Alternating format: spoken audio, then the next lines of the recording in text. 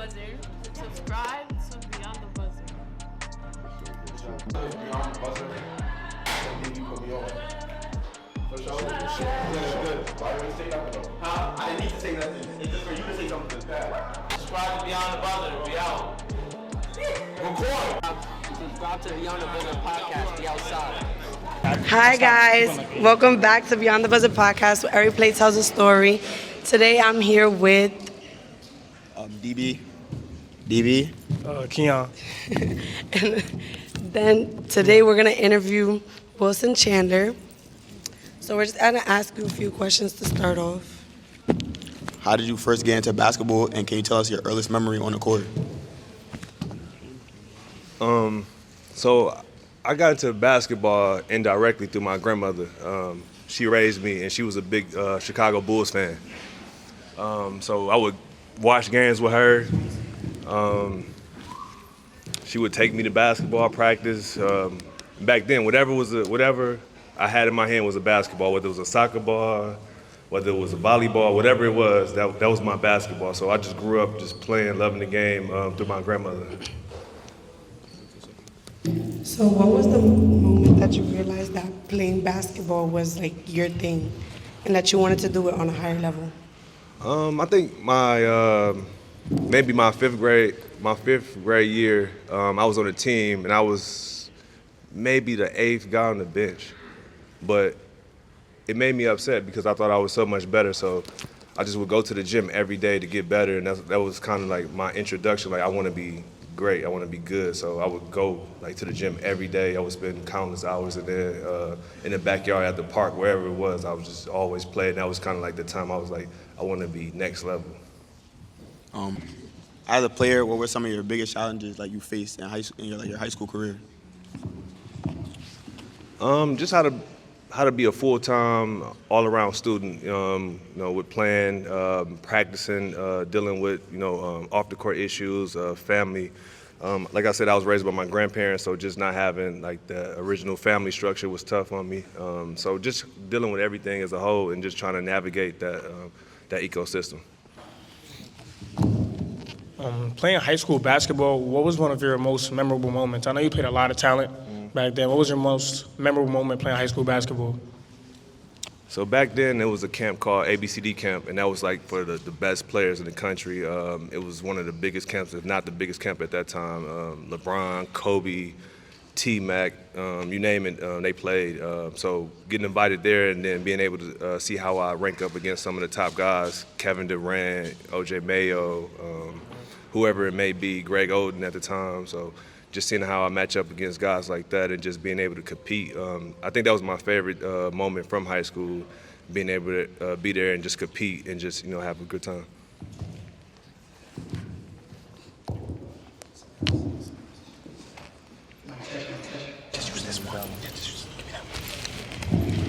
All right, so what stood out to you like about your college that you went to, and what was your recruitment process like? So I went to DePaul University in Chicago, and I had offers from Chicago.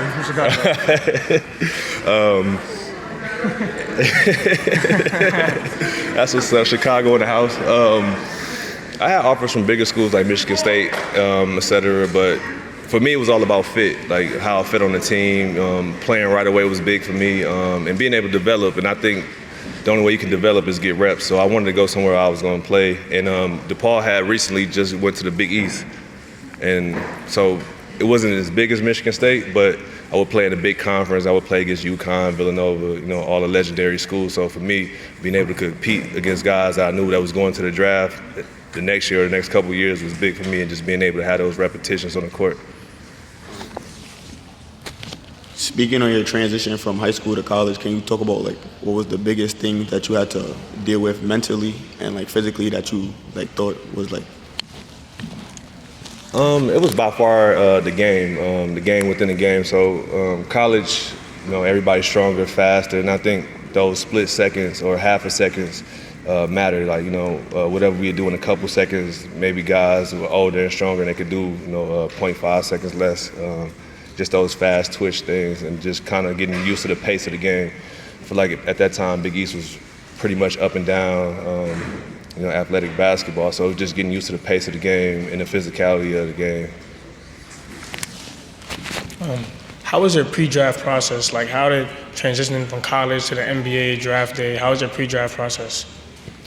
Mine was a little untraditional. I didn't go to combine, so I had some private workouts, and I could talk about it now. I was promised a position in the draft, so I kind of shut my workouts down. I just kind of doubled down on going. But normally, you'll go to wherever your pre-draft workouts are.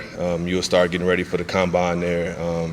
So then you'll go to combine for the week, and you would do your testings, your vertical, your 60 seconds or whatever the case may be, and then you do all your interviews with the teams. They ask you, all these questions about basketball. Where do you see yourself? Family stuff, off the court stuff, and that's pretty much you'll go through that, and then you'll start going to individual teams doing on the court and off the court workouts, and they kind of just interview just to get an idea what kind of person you are outside of basketball. And 9 times out of 10, if they ask you questions, the NBA is like the feds, and they kind of already know. They just want to see, if you're going to be honest, you know what I'm saying? So,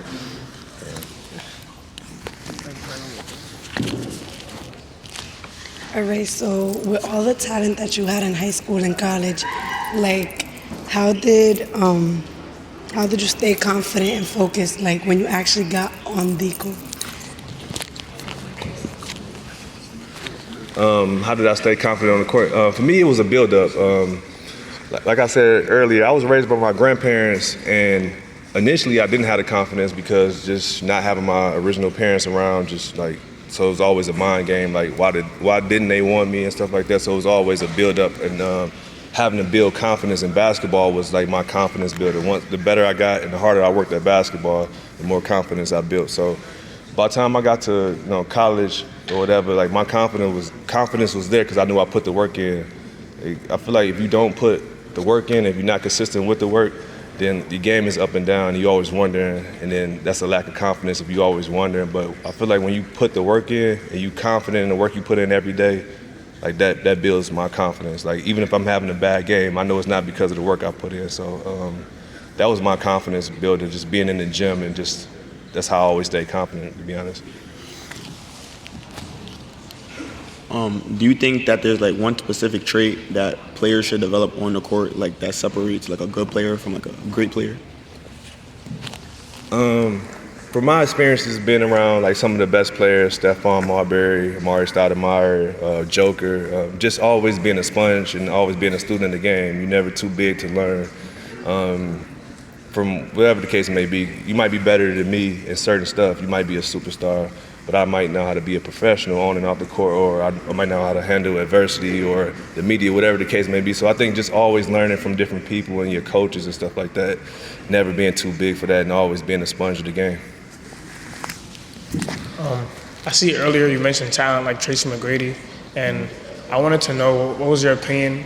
Who do you think had a better comeback? The Pacers, Knicks, the most recent game, or the Tracy McGrady comeback? Unfortunately, I would say the Pacers, even though it was against the Knicks, just because of the magnitude of the game. It was a playoff game, conference finals, rivalry game, and Tracy's was impressive, but it was regular season. So I would have to say, unfortunately, the Pacers. Yeah. How did you manage the pressure and expectations as you moved into a more competitive environment, playing in the NBA? I think just kind of staying level-headed, and that's how I dealt with pressure. When I'm playing really good, never get too high. If I have a couple bad games, never get too down. Just kind of staying even keel and just staying level-headed, and just know nothing never lasts for long. So whatever the case may be, just double down on the work and just kind of going with the flow. All right, so when you were a college athlete, how did you maintain your social life with academics and basketball on top of that? And also you trying to make it into the league at the time? Yeah. Just kind of thinking to myself what my priorities were. And basketball was my number one priority. And in order for me to obtain that was, get good grades in school and be a good student. So that's kind of how I prioritized school. So it was basketball for me, because that was my main goal. And school was going to help me get there, so that was my second. And then just kind of like knowing your friends and your family, like, as you get older and you get into different things, you'll pick up different friends just because they're in the same field that you're in. So kind of like prioritizing that too, like who's doing the same things that I want to do and kind of recognizing that and putting that as a priority as well. And I had my friends that did other stuff, but it was kind of like I see you when I see you because I got certain goals, to be honest. You coming from where you come from, what do you think is one of the strengths that you built up as a young child that helped you make it in the NBA? I would just say being persistent, just always like attacking whatever goal it is, just attacking that and just staying persistent no matter what, whether if I don't get the results I want, whatever the case may be. But if I'm persistent, if I'm always attacking it, it's not going to be from the lack of effort. So I think that helped me once I became a player, dealing with injuries, dealing with not playing right away, whatever politics of the game, whatever the case may be, just being persistent and always trying to knock down whatever barrier in front of me. How did you want your basketball journey to impact others, like especially like younger kids looking up to you? For me, it's just I think once you start getting higher up, junior high to high school to college to semi-pros or pros. It starts to get concentrated at the top. You might be a star in high school. You might not be in college. You might be a star in college, and you might not be in the league, or vice versa. So I think just being a star in your role and just being the best that you can and adapting to whatever life throws at you. And I think we all want to be stars. What I'm saying, but sometimes it just don't work out like that. So just kind of like being self-aware and having the knowledge to be able to progress and whatever life throw at you, whatever coach throw at you, whatever organization throw at you, being able to be a star in that role, that particular role. You might be a star. Hopefully, most kids end up becoming stars, but sometimes you might be a role player, and you got to understand that and just be a star in that role and do whatever it takes to help your team win.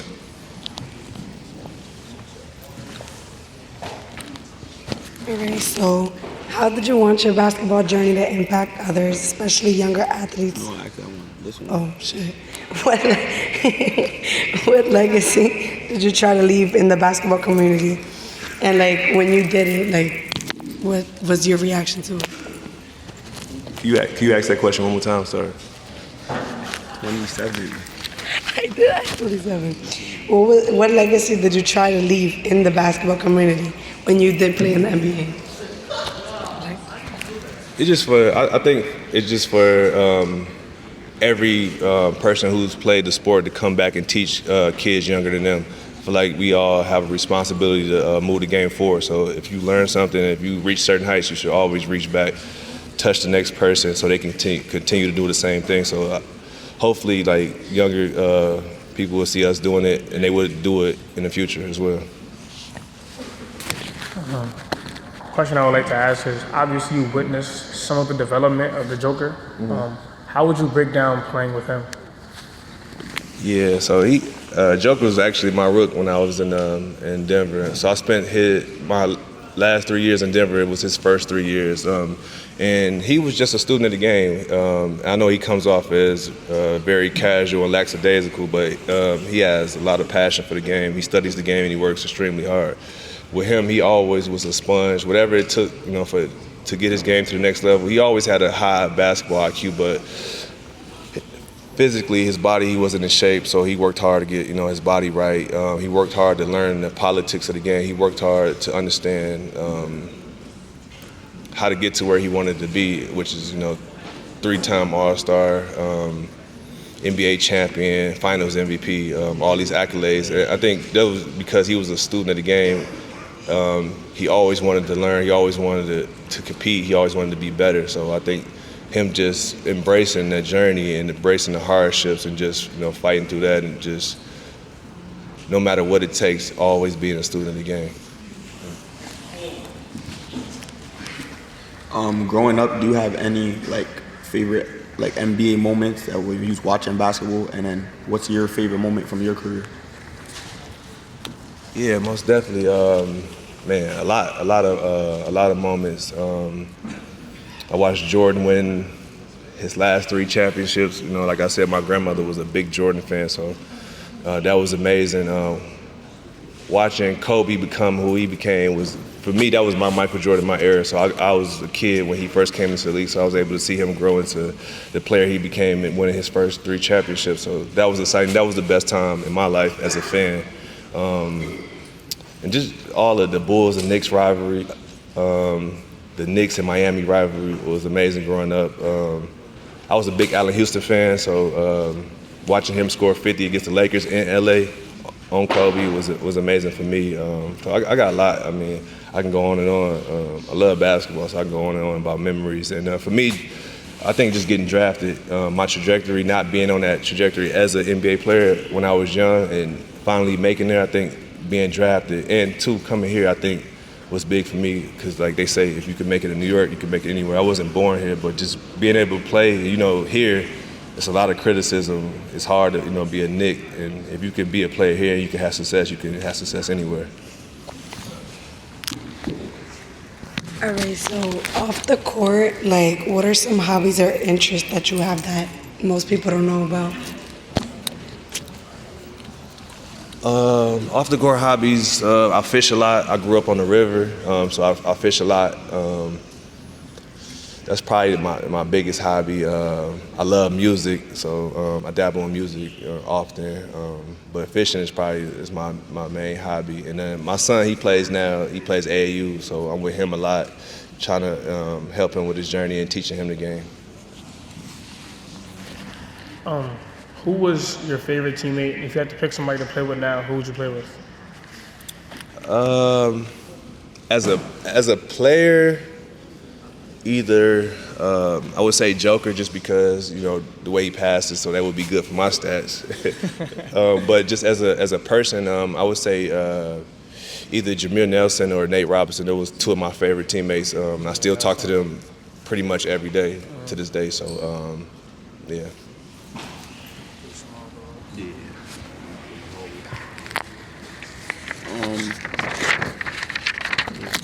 All right, so what advice would you give to somebody who committed to playing like college basketball or just college sports in general?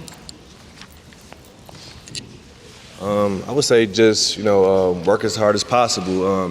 It's not rocket science, to be honest. The days when you don't feel like it the most are the best days. You know, just always working hard, no matter what the case may be. Whenever you don't feel like it, work hard. Whenever you're feeling good, work hard, and always have a good attitude about it, because the outcome is always going to be positive. Whatever you're doing, like if basketball stops for you in college, whatever you do in life, you're going to have to work hard at it if you want to be successful. So I would double down on just the hard work, man, and it's always crucial, because no matter, like I said, no matter what you do in life, you've got to work hard at it to be successful. What's your take on like the current Knicks squad and how do you feel like they stack up in the East? This is the best Knicks squad I've seen in person. I've seen the late '90s teams, you know, on TV, but this is the best Knicks team I've seen in person. And I'm like everybody else. I'm a fan. They play hard. They care about the game. They love the city. They embracing the hardships. So we got a great coach. The front office is doing an amazing job. Dolan's doing a great job letting them run the team. So I'm excited. I'm a fan of the current team. You know, hopefully we can win the series so they can go to the finals. That'll be extremely amazing. You know, not only for them but for the Knicks fans. They've been through a lot. So yeah. All right, so what do you see in Jalen Brunson and like as a leader in floor general? Just his poise. He's always even keel. No moment is too big for him. He's one of the best leaders I've seen. The way he communicates with the team, the way he leads by example. He makes big shots. Like I said, no moment is too big for him. Like he's everything you want in a leader. Plays through injuries. He's coachable, great teammate. So yeah, I'm a big fan. All right, so lastly, what advice would you give to your younger self? Like, seeing how you are today? What advice would I give to my younger self? I probably would say, I probably would tell my younger self, basketball is also a business, and try to learn more about the business side early on. But other than that, I feel like experience is the best teacher, and everything I've been through made me the person I am today. So I probably would do the same things over again. But I definitely probably would learn the business of basketball, early on. Now we're gonna open the floor to the crowd for anybody in the crowd that got questions.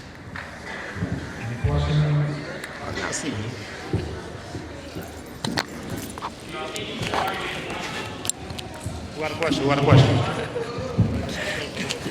Have a good time. Do you think in your prime you can guard Jalen Brunson?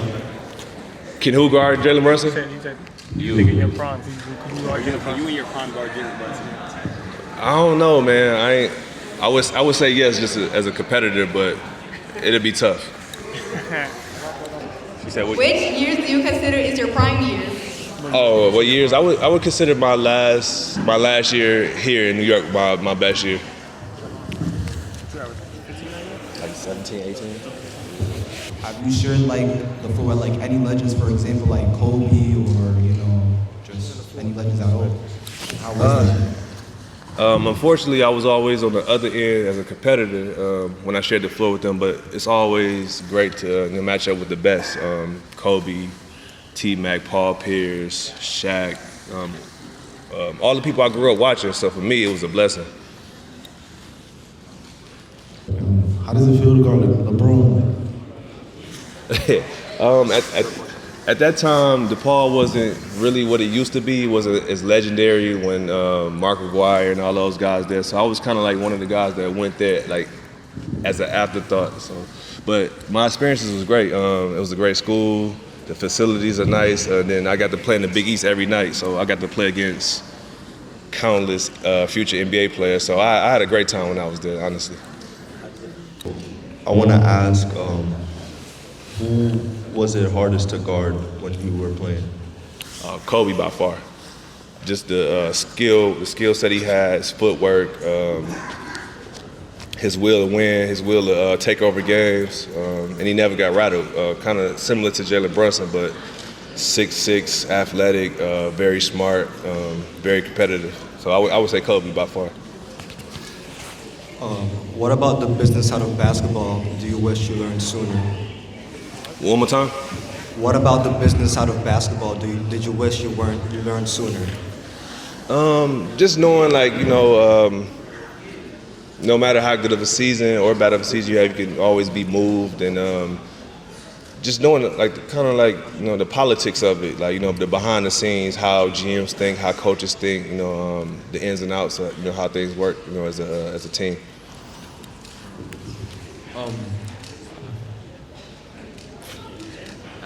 How did you transition out of the NBA? It's tough. I think you start that process, or you want to start that process before you stop.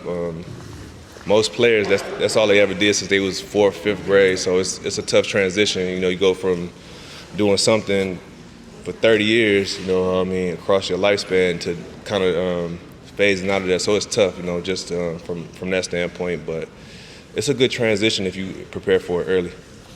If you didn't play basketball, what profession do you think you would be doing right now? That's a good question. I don't know what profession I would be in, but when I was younger, I loved computers, so I would take a lot of computer science classes, so probably something around that. That's a good question, What's your welcome to the NBA moment? My welcome to the NBA moment. I think I had to guard Vince when he was in Jersey, and that was a tough matchup for me. He might have had 30-plus points. So that was my welcome to the NBA moment. He was tough. All right. You played basketball overseas? Yeah, I did, in China. So how did playing basketball overseas change your perspective on basketball? It make you appreciate the freedom that we got here, no matter how hard the situation. I don't know if you're familiar with China. It's kind of like a communist country. All my teammates, they had curfews. As older men, they couldn't leave the compound after 9 o'clock. They would practice twice a day, every day, no days off. So I definitely started to appreciate the stuff that we had here. And they did that from 2 years old all the way until their body broke down. So I definitely appreciated, all the things we had here.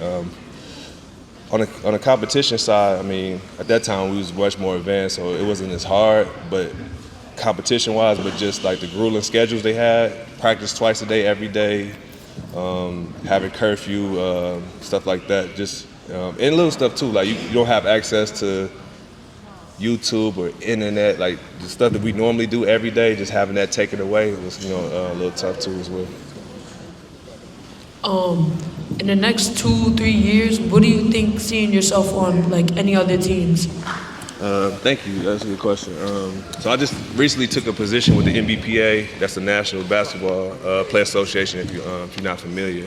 And I'm in player operations now, so just engaging with younger players, kind of like helping them with their transition all the way through the NBA. And hopefully after that, I can get on the team side, and be in the front office somewhere, whatever position that is, whether I have to start small and work my way up. So that's the goal. Last question. My question is, how'd you navigate acquiring success and the expectation from friends and families to take care of everybody? Man, that's always tough, and that's gonna be for everything, because when you're a professional athlete, everybody knows your salary, and they know you got it. And you come, and most of us come from situations where we struggle together. Our parents, they sacrifice a lot, to put food on the table. So it's a tough thing, because you don't want to say no, because a lot of people help you on the way, but money don't last forever, and you eventually have kids of your own, you have your family of your own, you got a lot of responsibility. So it's always tough, and just navigating it. Sometimes you just got to come up with a plan, delegate so much money to help, and maybe a one-time thing, or maybe it's a budget, or whatever the case may be, and everybody different, but it's tough, bro. I don't think you never really learn or feel good about dealing with it, but it's just something you just got to tackle early, because the more you let it linger, the more you do, like the worse it gets. So you just kind of got to bite the bullet and kind of say no, to be honest.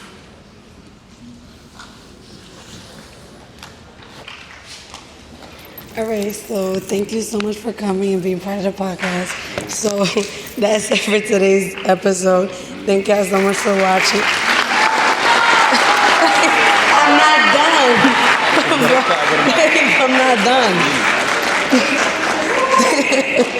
Thank y'all so much for watching, and thank you for being part of the podcast. Make sure y'all come watch our next episode. That's a Free on the Buzzer, where every play tells a story.